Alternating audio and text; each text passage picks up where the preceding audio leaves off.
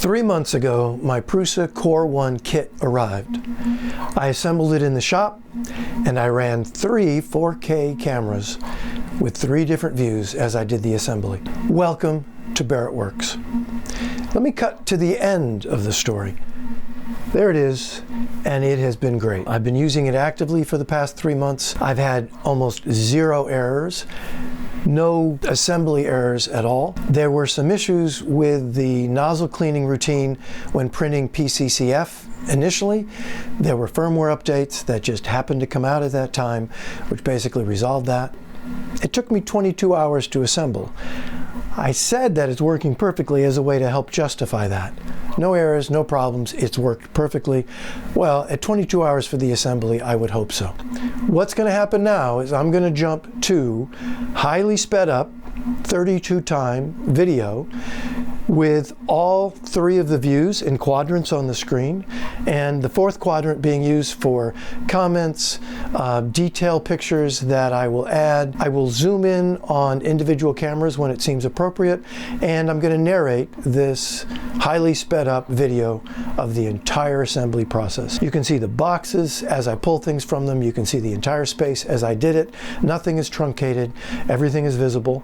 So I hope this is useful. I hope it gives you some context or helps you feel like you know exactly what's going to happen when you do your assembly. And I hope it's fun to watch. Let's get started with chapter 1 and 2. And thanks for watching. This was filmed with 2 iPhone 12 Pros and 1 4K action camera. One of the iPhone Pros was the right view. Another one of the iPhones was the front view. And then the action camera was the overhead view. Once I got these combined into this quadrant display, I then sped it up 32 times. I'm using 3 sets of instructions: Prusa's chapter-by-chapter instructions, the user comments in Prusa's instructions, and IFTY Tech Corner's step-by-step video guide for building the Core One, which is excellent. I recommend you use it. One difference between how he recommends you proceed and what I did was I opened up all of the hardware packages during my Chapter 1 setup process because I printed the Prusa Core One screw organizer by Peter Boyar. I will include a link to printables for that. And as you can see here, we're loading up the trays. My friend John was over the night before. He and his wife were to supper, and he heard what I was doing the next day. It was a weekend, so he joined me, and he's here helping on the first day. We loaded all of the hardware into this hardware tray so that as I proceeded, I didn't need to dig into bags to find the 3 screws of this type, whatever was called for at that particular stage. It's a great modification of the suggested build process. I recommend it. Chapter 1 and 2 are combined in this video because Chapter 1 is just the context setting. Chapter 2 moves right on to the base assembly, which is what I'm working on here now.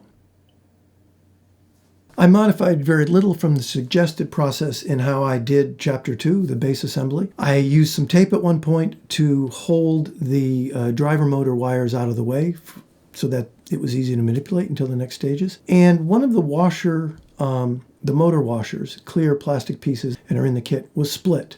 And I went ahead and used it split because I was pretty sure it would be held in place once it was bolted down and wouldn't cause a problem. This is one of the simpler chapters, as what's being constructed are fairly large, simple pieces. The base plate is a solid piece of metal, and as you can see here, we're attaching the Z-motors, which come with the Z-rods already attached, one of the few pre-assembled parts in the whole kit. After the base plate has the Z-motors attached, you dig out of the boxes some bent metal parts that form the base underneath the base plate, and to which you're going to attach the feet. A modification I did was I did not use Prusa's foam feet. I used through the frame's Hula anti-vibration feet, and instead of printing them, I ordered them from Vauxhall, which is his US partner, because it wasn't much more expensive to buy them complete as it would have been to buy the hardware and put them in parts I printed myself.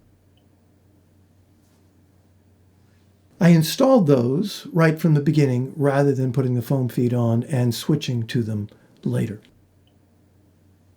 The hula feet require that you print or buy an adapter so they can attach to various 3D printers. I printed the beta version of the Core One adapters, but I modified them and extended, made them taller, and installed them that way so that I would have space to perhaps store flex plates under the printer later. In the end, I didn't store them this way because I designed my own 6-plate side holster, which is much more accessible and easy to pull plates in and out of as I need them. That ends Chapter 2, except for Haribo time. But I don't like the Haribos, so I give them to Carolyn. She gets them all from every chapter. Please join us for Chapter 3, and if you haven't already, please subscribe. Thanks for watching.